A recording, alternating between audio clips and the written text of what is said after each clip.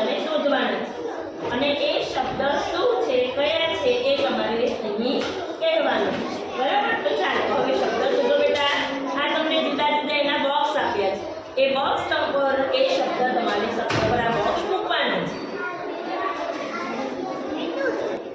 દૂધી શાકભાજી કહેવાય સરસ આ છે રીંગણ રીંગણ પણ શાકભાજી કહેવાય વેરી ગુડ આ છે મોર મોર પક્ષી કહેવાય આ છે કોયલ કોયલ પણ પક્ષી કહેવાય